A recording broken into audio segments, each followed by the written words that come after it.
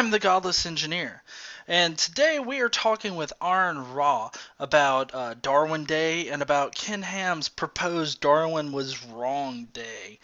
If you're unaware of what Darwin Day is, it's basically when we celebrate the birth and life achievements of Charles Darwin, one of the greatest scientific minds of our time. He is the one that really came up with the theory of evolution, and we owe a lot of biological science to the ideas that he really worked hard to get accepted. And today we are talking with Aron about Ken Ham and his most recent declaration of, having this Darwin was wrong day. If you don't know what Darwin Day is, AronRa actually has a really great video that discusses just about everything about Darwin Day, and a lot of arguments that are commonly used against Darwin in general. Evolution and just the personal attacks that are really levied against Darwin. And what we're discussing today is of course Ken Ham's article. And in the article, basically, he says secularists are becoming increasingly aggressive and intolerant in promoting their anti-God philosophy. Evolutionary ideas provide the foundation for this worldview because they seemingly allow mankind the ability to explain the existence of life and the universe without God. As Christians, we need to be bold in proclaiming the truth of God's word to a hurting, groaning world.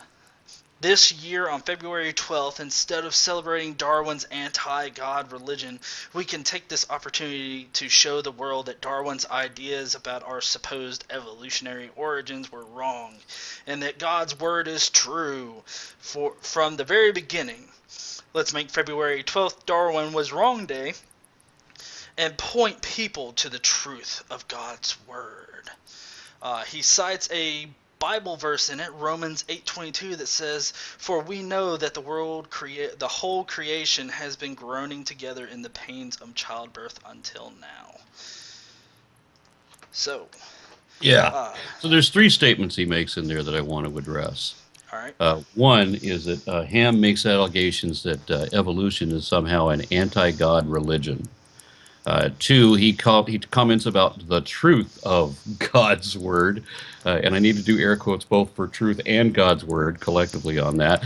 And then the concept or the idea that God was or that Darwin was wrong. Now, the first thing I want to talk about is that evolution is not anti-God. That's the first foundational falsehood of creationism. Many of the past pioneers and today's best advocates of evolution have held traditional beliefs in the Christian God. I can cite many such scientists like this, and the difference is that creationism is a form of religious extremism wherein believers are unable to distinguish doctrine from deity.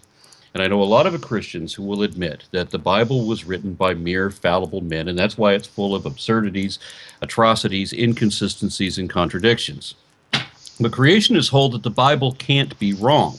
If the Bible is wrong, then their God is wrong, and they couldn't allow that God could exist, but the Bible be wrong. So what they end up doing is worshiping a book, a storybook, a compilation of man-made mythology in which all of the major stories have already been proven false. And secondly, every religion universally accepted as such is a faith-based belief system proposing the idea that some element of self, be it a soul or consciousness, memories, or whatever, somehow transcends the death of the physical body.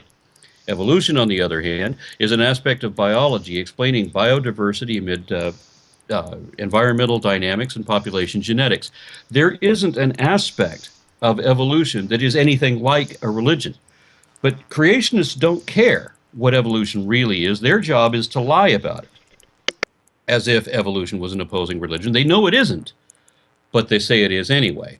Evolution is a science, and so it operates exactly opposite of faith because science has methods to minimize biases and check your calculations, critically examine your efforts, and test all your claims.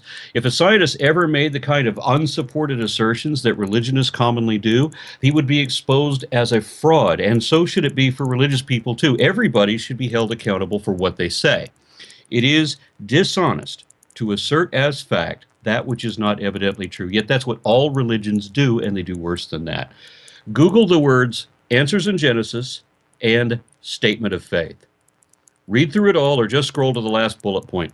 What you'll see is that they have admitted in advance that they're going to hold to their preconceived conclusions, which aren't supported by any actual fact, and you'll see that they have already rejected all the evidence there could ever be.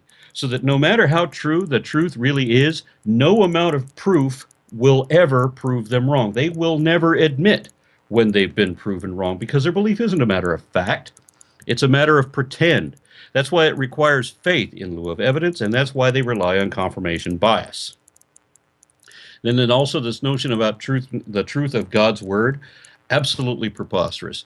You can look up their mission statement also. That's also available online. The very first line of which says, "We proclaim the absolute truth and authority of the Bible with boldness." So they begin by asserting as fact that which is not evidently true and which is evidently not true. The Bible is not the word of God. It is the word of a random assortment of ignorant, bigoted, primitive, superstitious savages pretending to speak for God. More importantly, there's no truth in it. But you have to understand what truth is. The dictionary says that truth is that which is concordant or that which conforms to reality. So reality itself is not truth, but statements about reality can be if they're true. So how do we know whether a statement about reality is true? We have to show that it is true. Um, just it isn't the truth just because you say it is. And when somebody takes a stand in a courtroom, we don't automatically assume that everything that they're going to say is the truth, nothing but the truth, and the whole truth just because they swear that it is. You have to be able to, it becomes the job of the court to show that it is true. And of all the outrageous claims made in the Bible, all the giants and monsters and witches and magic spells, not one bit of that conforms to reality. So the first point in their mission statement is to boldly proclaim things that are either not evidently true or evidently not true, meaning that they're boldly proclaiming things that are not true. So their first point in their mission statement is to lie. You can't call it truth because you can't show the truth of it. The truth is what the facts are, and we can show the truth of evolution, which brings me to the last point, the idea that Darwin's ideas on evolutionary biology or evolutionary origins were wrong. Over the last century and a half, Darwin has been proven right again and again and again. The only thing he didn't get right was in trying to understand how inheritable units of information were being passed from the mother and the father. He didn't understand genetics because genetics hadn't been discovered yet. But in every other thing, he made predictions that would have falsified his theory. He made many of these predictions. He predicted we would have transitional species, for example, like some that would be proto-human with traits that would be halfway between humans and apes. He predicted that we would have birds with reptile features like unfused wing fingers. And the first of these was discovered while Darwin was still alive, and in the century and a half since then, we've discovered several hundred more, and yet creationists are still saying today that we never found any at all. We've got lists of hundreds of them, and you can show that to them, but they'll deny. They close their eyes, they plug their fingers in their ears, they lie. Creationism is entirely dishonest, run completely by lies. There is no interest in the truth. They don't have a speaking relationship with the truth. It is the most dishonest position it is possible to have, and it is a form of religious extremism that denies reality itself. Hello? Yes, I would have to completely agree with you. I'm sorry, I had my mic muted so that you could have the stage. without fear of me interrupting, because it's just spectacular every time you speak, Aron. Uh, Um, Thank you. yeah. Um, well, and I really do agree with you, because it just it really does baffle me anytime that I see them making these kind of arguments, saying that evolution isn't grounded in reality, or that that evolution is a lie or something like that, because it's so obviously not. We have scientific experiments that we can run now that actually show how organisms can evolve. Like there's that bacteria experiment where they took bacteria and then they froze it and then they let it grow some more and then they freeze it again, and that way they can show school students, the entire way how they're changing, how the bacteria are changing.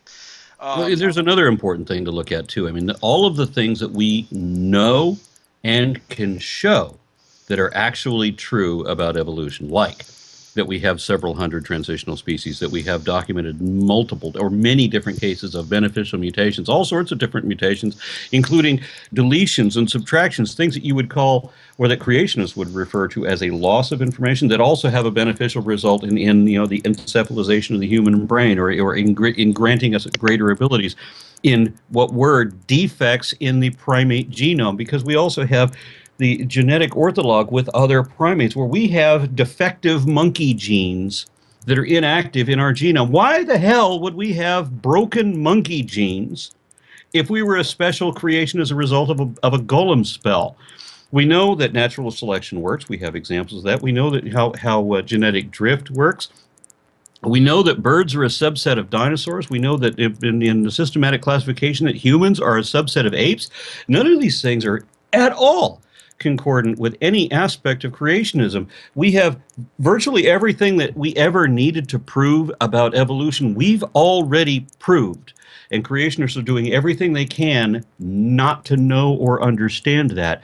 But the other thing that they don't get is that absolutely all of the claims made by young Earth creationism are completely wrong. They're absolutely wrong about absolutely everything 100% of the time, and I don't understand why they complain, or how they can believe that theirs is the absolute truth. They don't get anything right ever. It's it's stupefying, and I think that word maybe has a double entendre, because it's not just stupefying to listen to, it's of course stupefying to believe.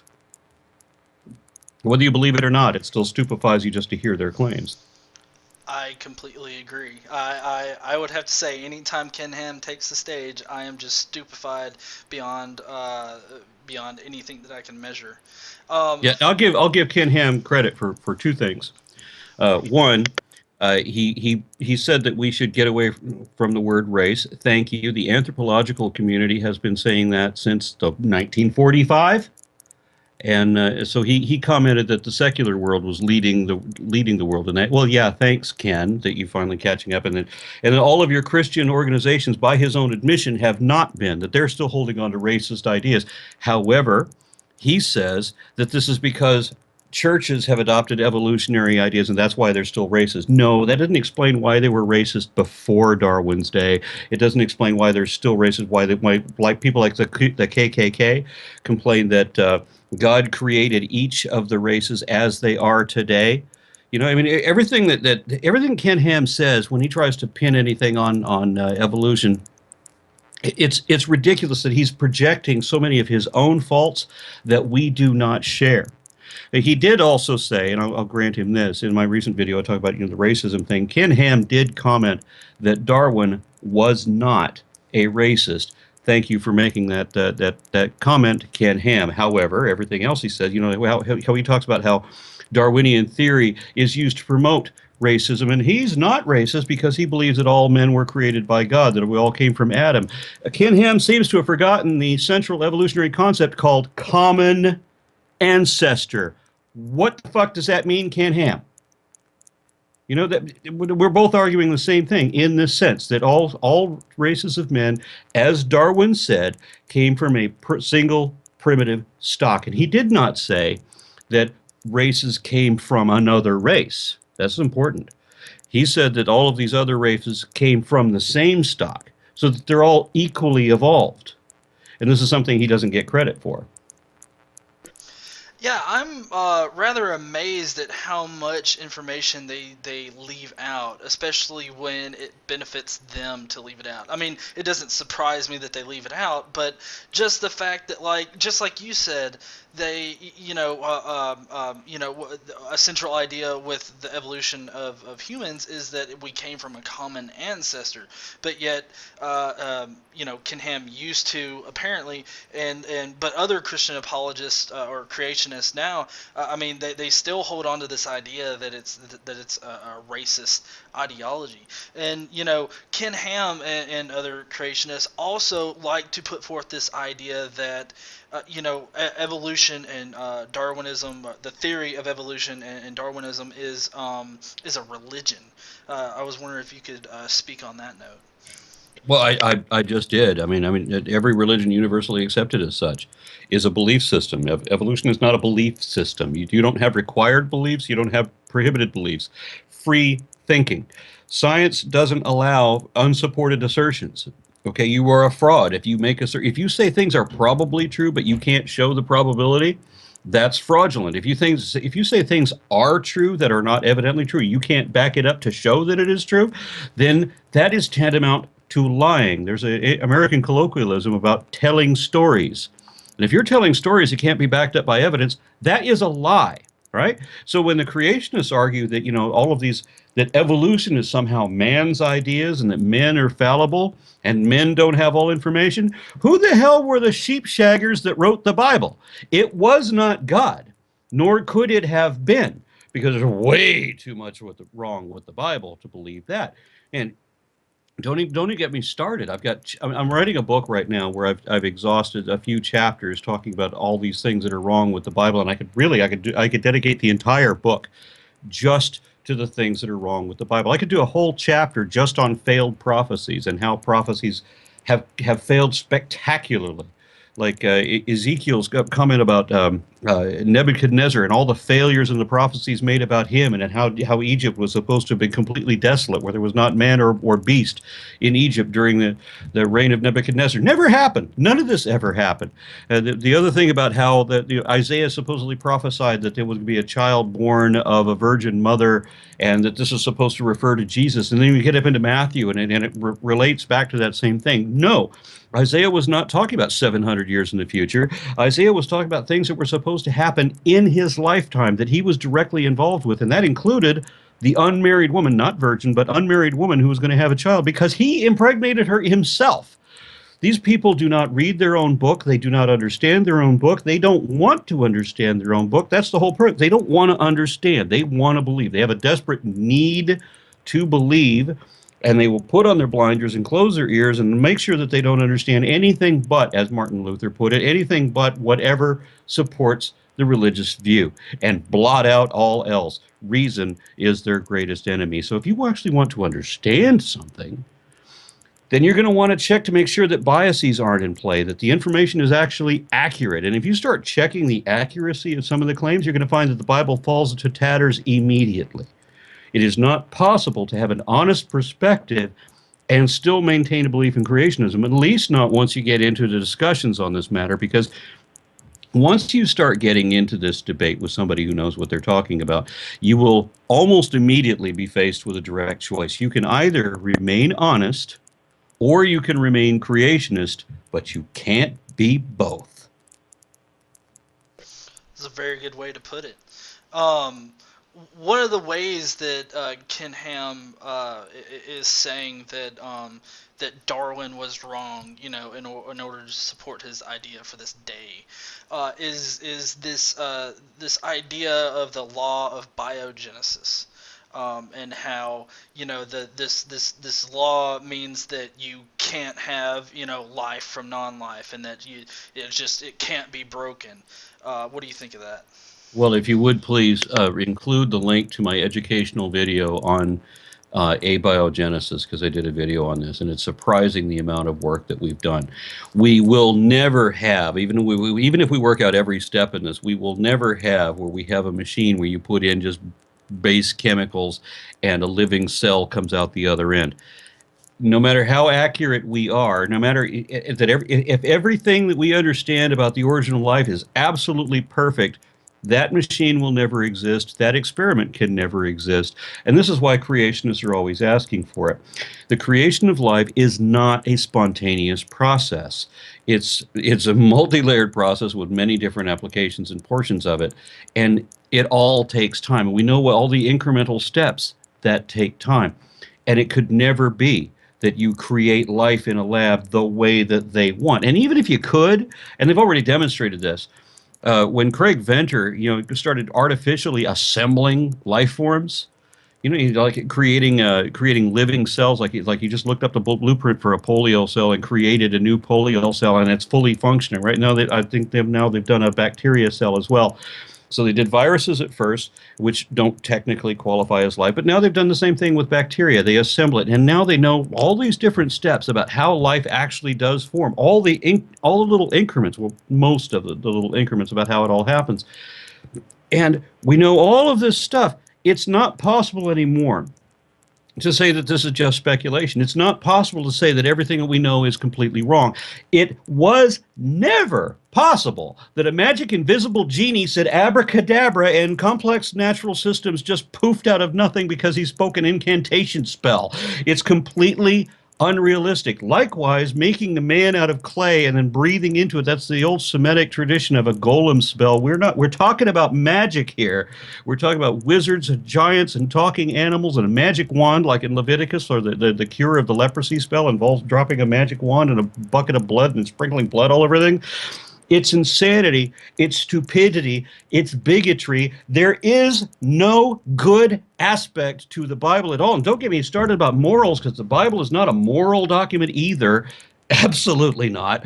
It's absolutely wrong about absolutely everything. And people need to pull their head out of the volumes of toilet paper between those leather binders and start looking at reality and trying to understand it, because you will appreciate everything else once you start to do that.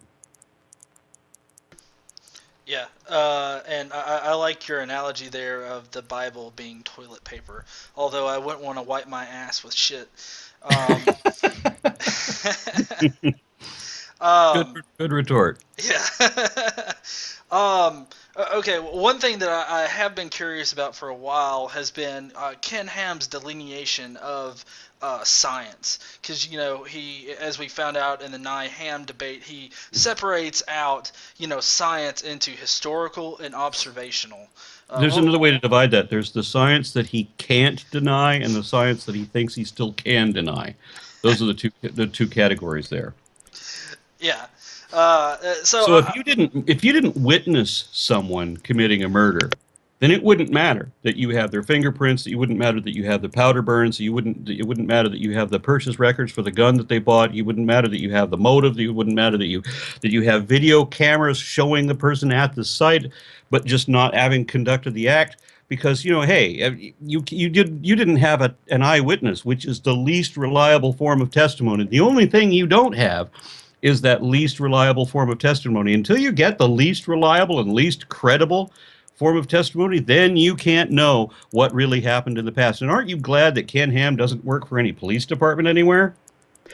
Yeah, I do believe Dark Matter 2525 has a really good animated video on this particular subject. Yeah. Where basically the outline of it is that Ken Ham has his house pretty much destroyed by a car, and it's Ted Haggart that's done it. But the police are like, well, we don't know who it was. We got all this evidence, but nobody was here to see it. So, and I would suggest anybody Exactly. yeah, I would suggest anybody watching this particular video to go and check out Dark Matter 2525's video. I'll have that link down below for you guys.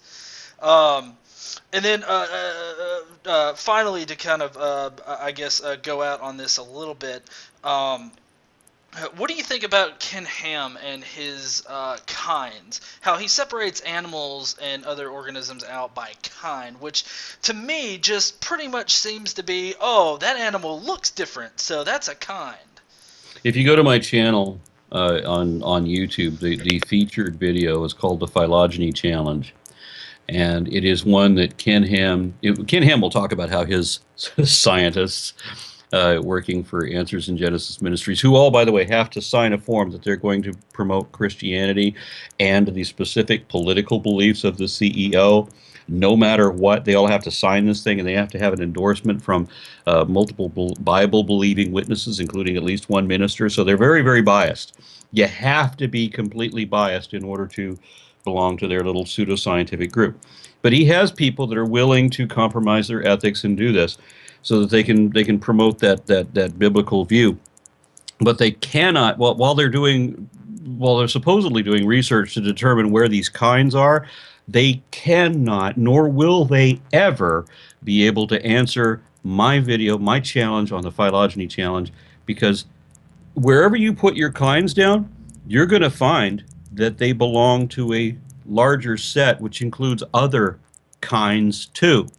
And there's no distinction on any level, either morphologically or genetically. You can even show the transitions and the comparisons in the fossil record. There is no such thing as a biblical kind, and we can show that. They know we can show that, but as I said, this isn't about truth.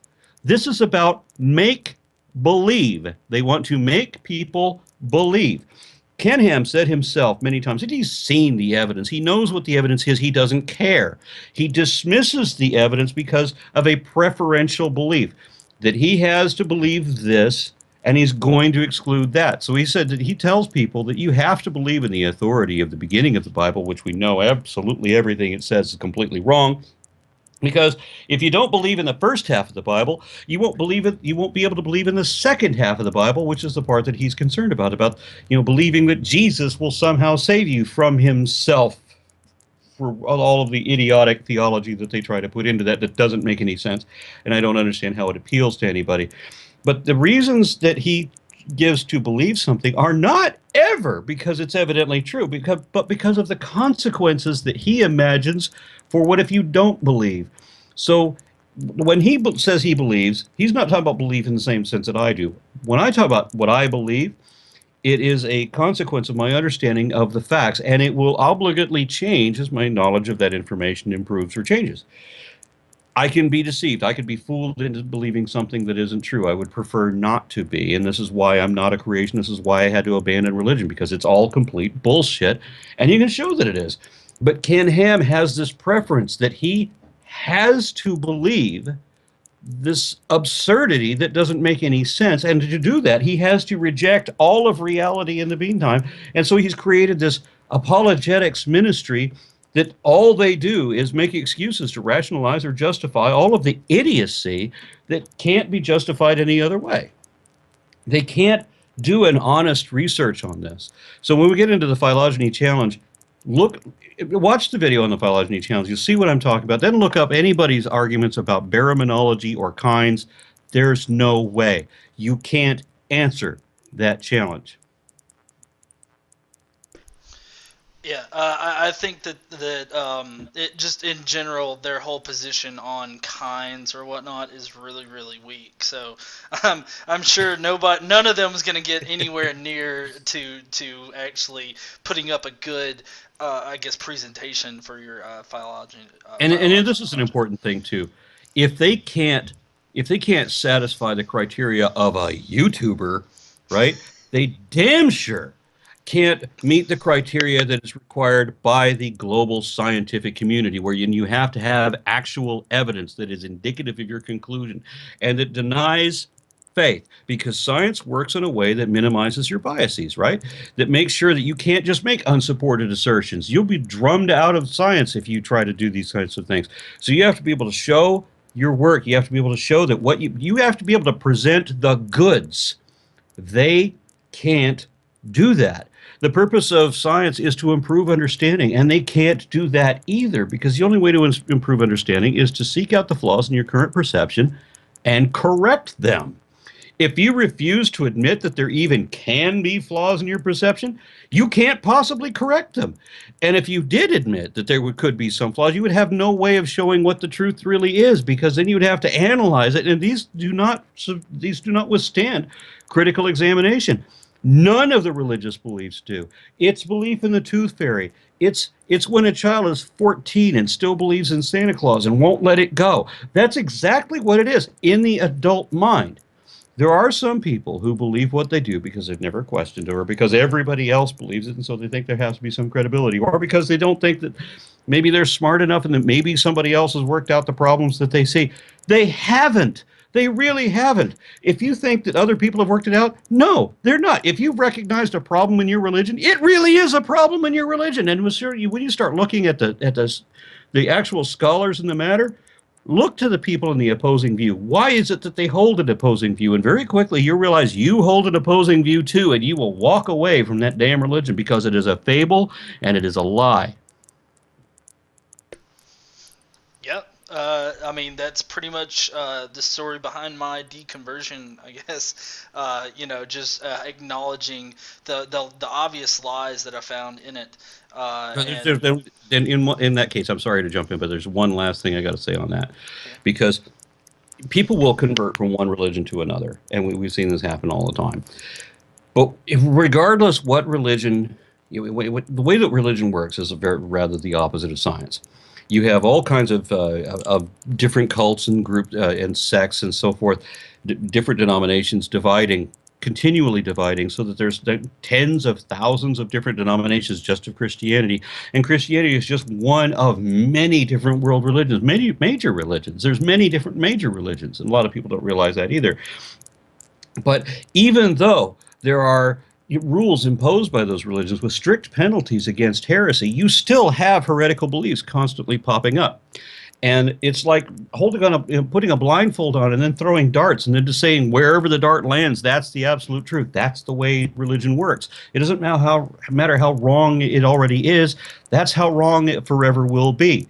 But if you come away from faith, not move to a different faith, but walk away from faith altogether, it doesn't matter what faith you leave. If you leave faith, you ultimately end up coming back to the same conclusion. You end up following where science leads, and it doesn't lead to multiple different denominations.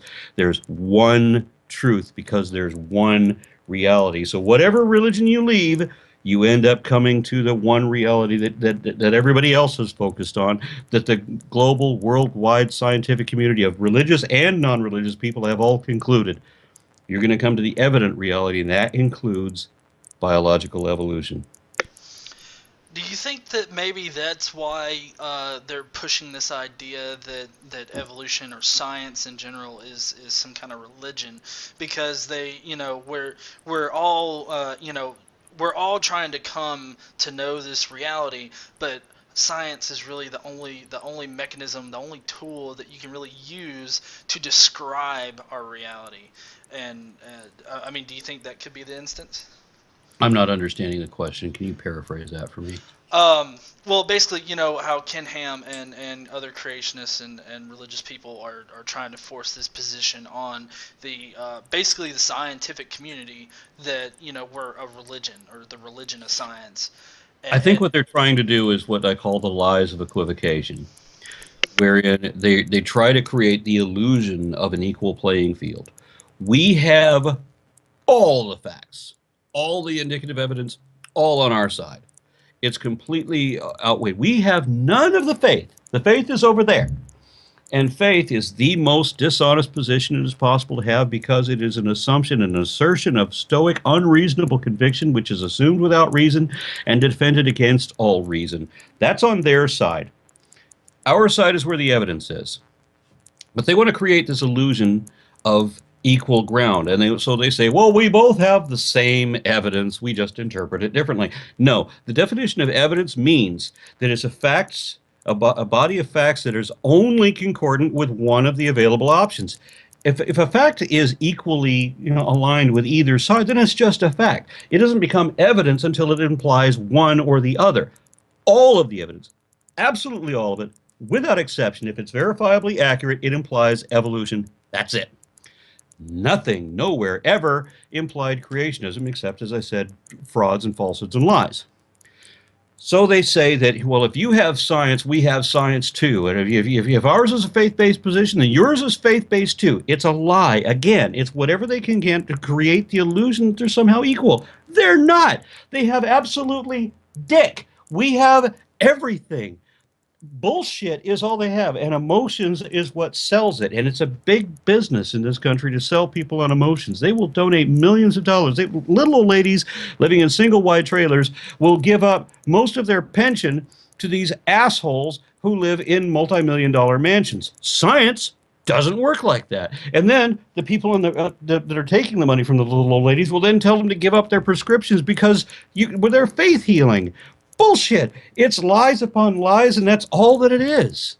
Science is a means of understanding truth. And if you have an interest in knowing what the truth really is, or at least understanding that, hey, you're wrong about something, or you must be wrong about something somewhere, even if you don't already know where it is, but you want to find out what it is because truth actually matters to you, you will walk away from religion because there's no truth in it.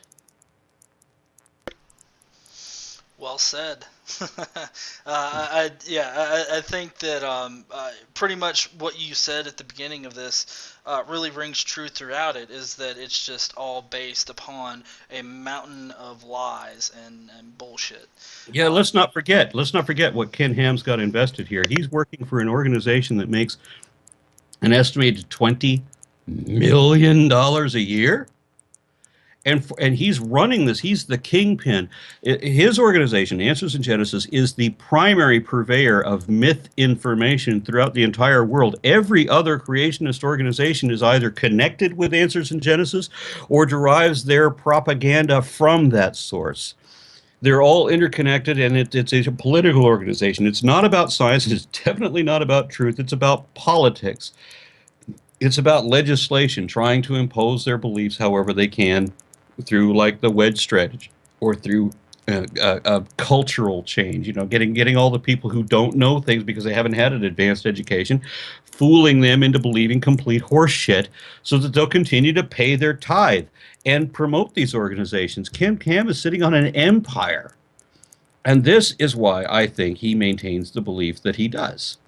There's a huge amount of money in it. There's a huge amount of political clout. Religion has always been a means of manipulation of the masses, and it's the easiest way of seizing political power. You don't have to actually know anything about anything. The only thing you have to do is to be able to look like you're convinced. And it doesn't matter how wrong you are if you simply never admit it.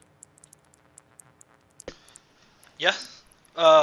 That kind of brings me back to a point I was thinking about earlier with, you know, how you had stated Ken Ham and his very selective nature in which he hires his employees. That's actually gotten him into a lot of trouble here recently, mainly due to Dan Arl. He did a little bit of investigation into it and actually figured out that Ken was using his creation museum in order to hire for his Ark encounter, and that violates him being able to get all of these tax exemptions and whatnot. I'm kind of curious, how do you feel about that situation with Ken Ham? Well, I met Dan Errol, and I like him. And if he was really responsible for the one that investigated that, more power. Kudos to him. Ken Ham's trying to do an ark encounter. He's trying to build a boat that will not float, and he's got hundreds of people with hydraulic equipment and advanced technology and understanding and training, and he can't do what one 600-year-old man managed to do in about a week with 3 untrained employees using only gopher wood and Stone Age tools. Really? What I would love to see, I would love to see the area in Kentucky where they're building this. I would love to see there being a flood there, just to see if the flood destroys the stupid boat that they're building, because there's not a part of that that's real. You could not host the contents of the Los Angeles Zoo in that boat. There's no way. It's absurdity beyond absurdity. The very first thing that most people let go of when they start evaluating their faith is the flood, because the flood is absolutely the most absurd thing that the Bible tries to talk about. We know for certain there was never any global flood. We know what actually did happen, when and where it happened. And this is according to a number of different stories that all correlate to the same event at about the same time. There was a localized flood in the Iraqi floodplain centered on the city of Shurapak at the end of the Jemnat Nasur period in 2900 BC. The flood depth was 15 cubits, which is the same depth that was given in the Epic of Gilgamesh and also is recounted in the Bible, although the Bible says that it's 15 cubits above floodlit, or whatever that means. So just so that they can have a sliding scale so that you can't ever verify it.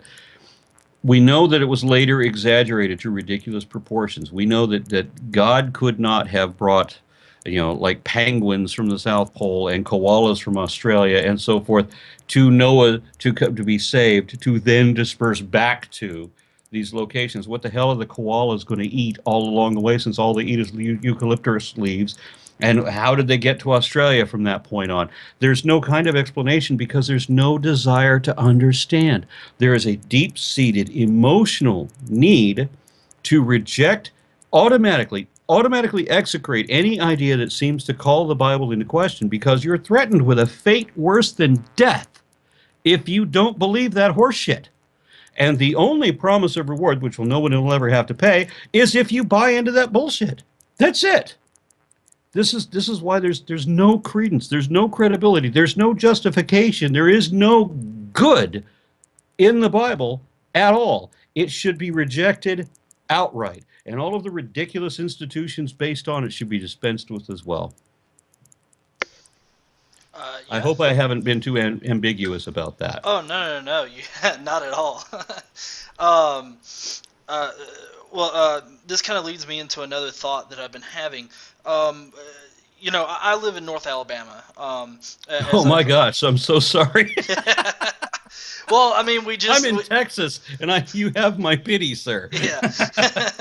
Well, we did just get marriage equality, legislated here, basically.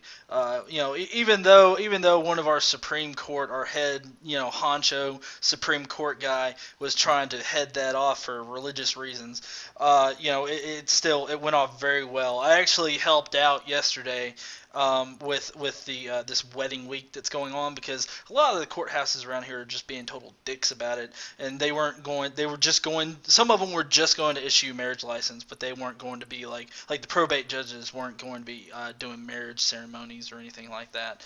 And so a bunch of private citizens got together, and we provided that service, and I was there to help out and lend moral support as well as helping clean up and whatnot. And I also perform weddings. I've done a few of them now, and at least a couple. And nobody's asked me to do a same-sex wedding yet, but I have no objections to doing that.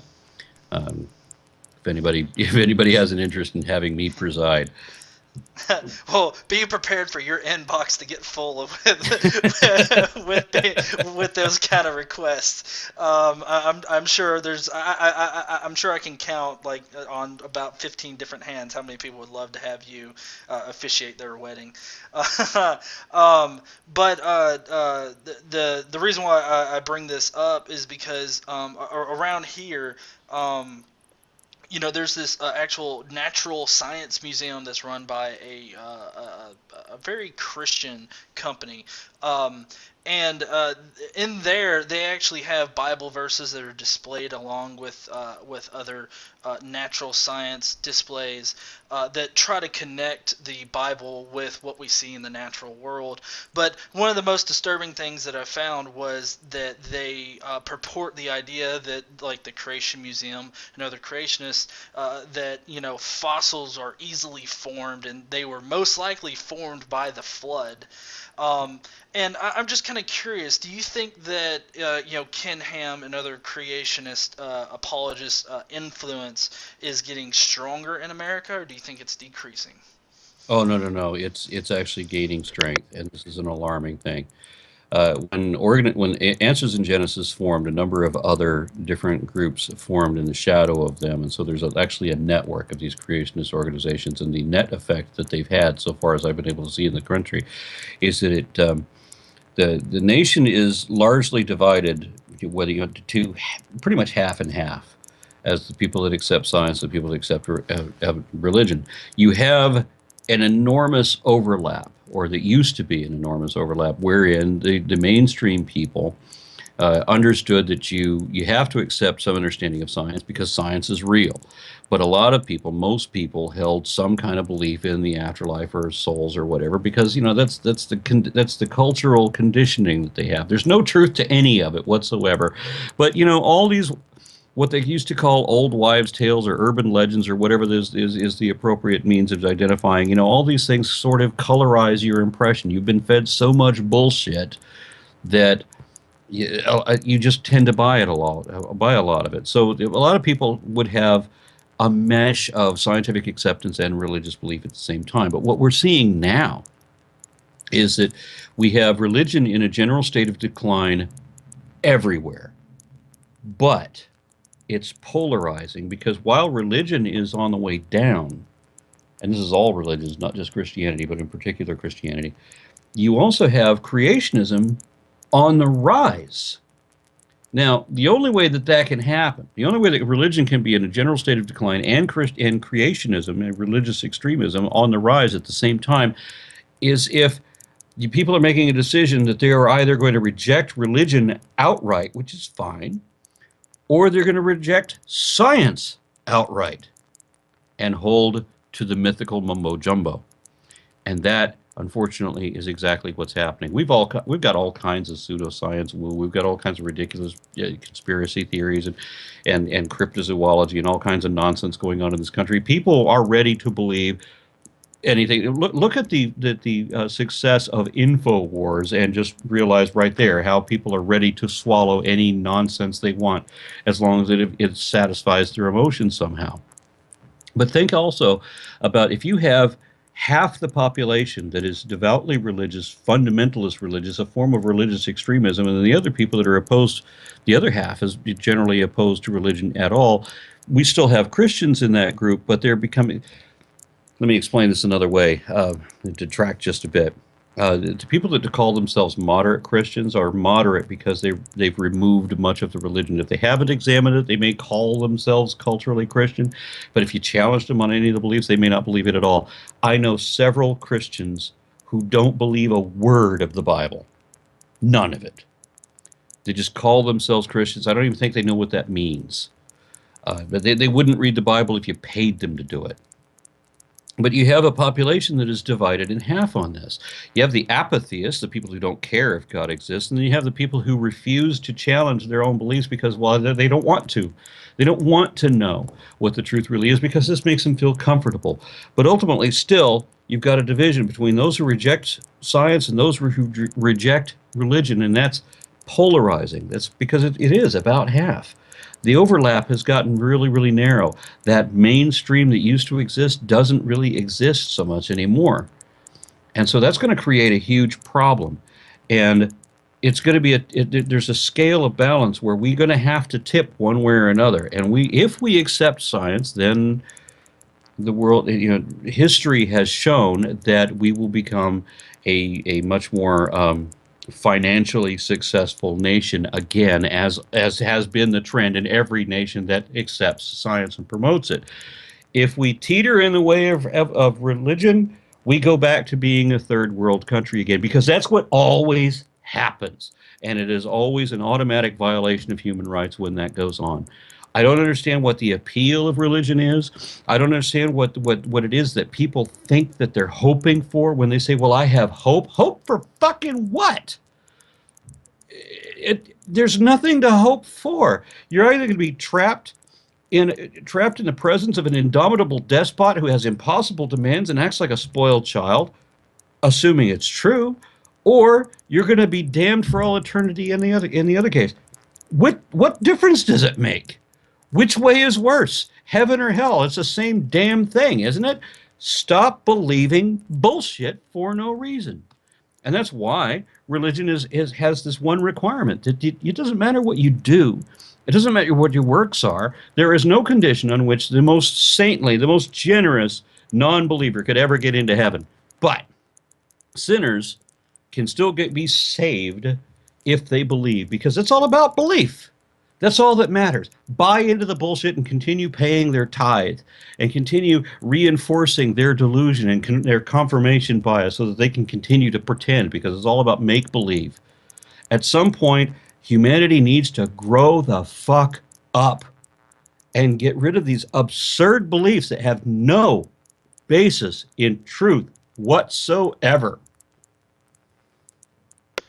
Do you think that maybe that them holding on to these irrational beliefs, like for whatever reason they've concocted in their mind, do you think that's why we still have a very strong presence in our governing bodies? These very creationist senators and elected officials. I mean, do you think that this split between either you accept science or you totally reject science? I mean, do you think that's what's kind of keeping our political body in that kind of creationist set of mind?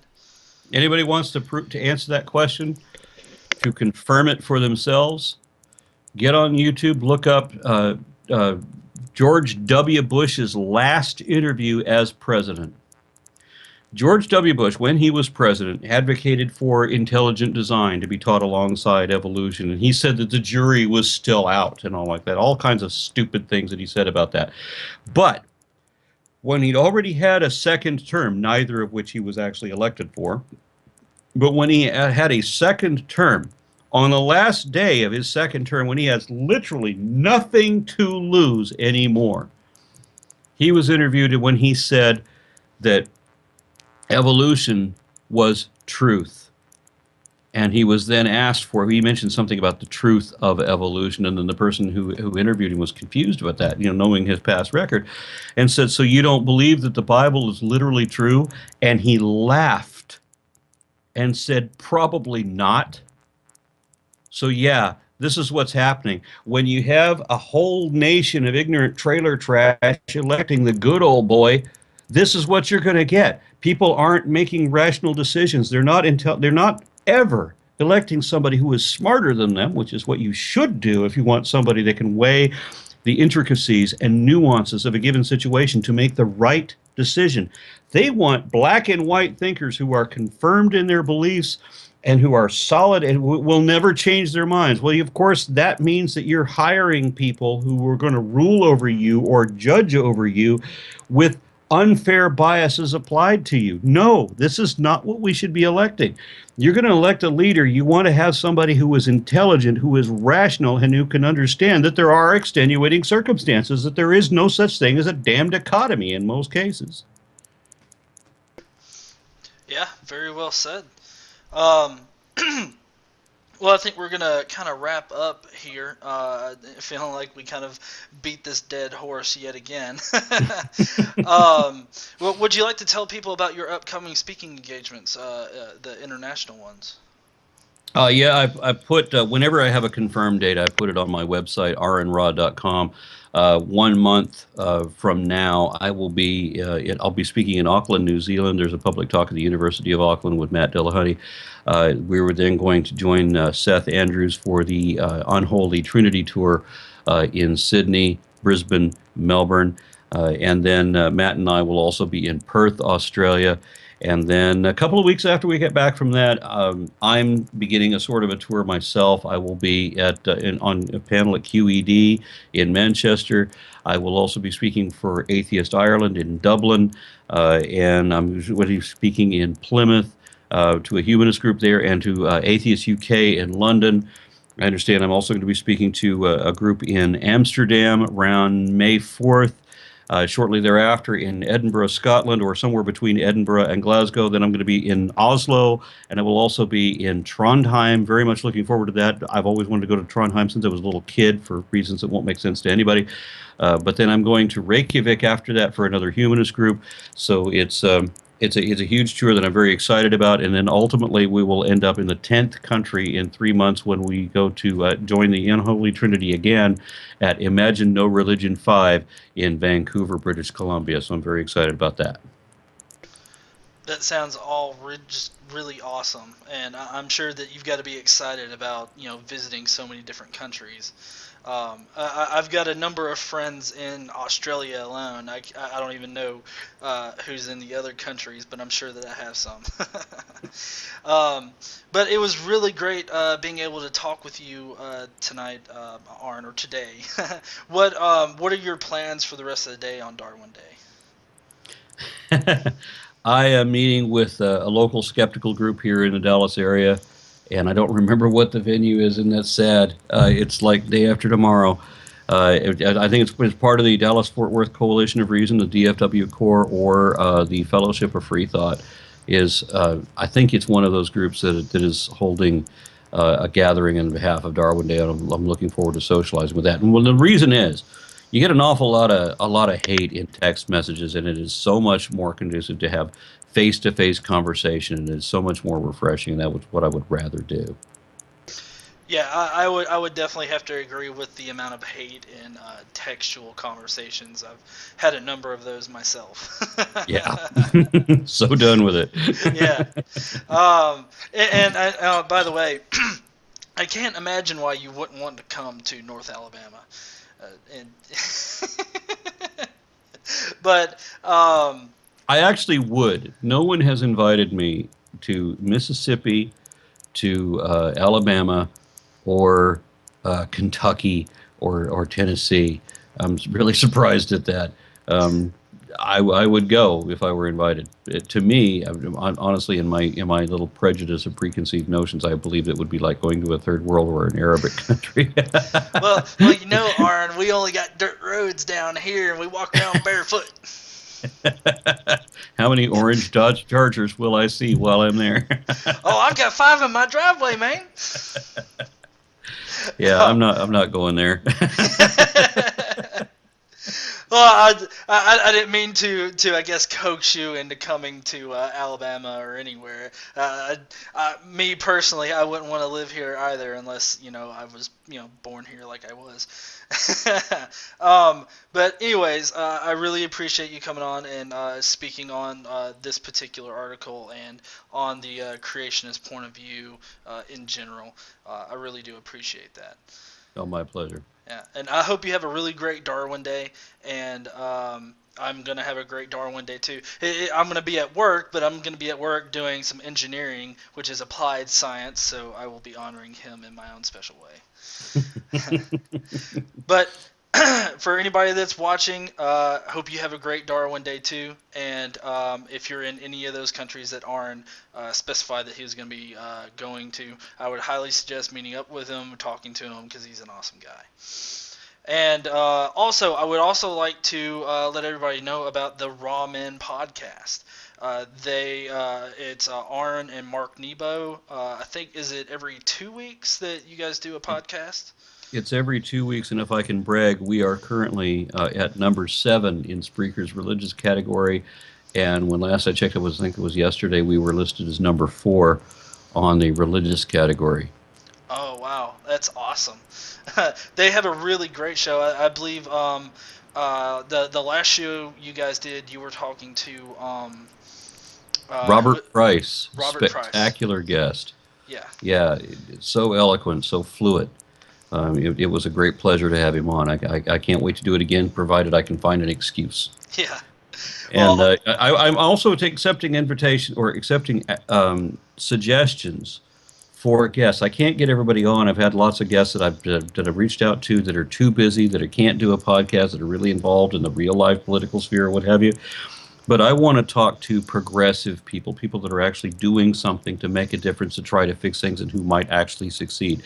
So, and it doesn't matter what the topic it is. It doesn't have to be religion. It can be, it can be politics. It can be, technology, whatever you feel that this person deserves some recognition for their efforts in this area. I'd like to talk to that person. So, get in touch with me and suggest somebody that comes to mind.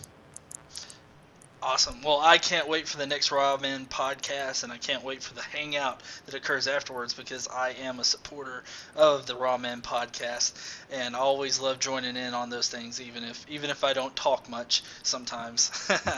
But again, everybody have a nice day, night, weekend, whenever you happen to be watching this.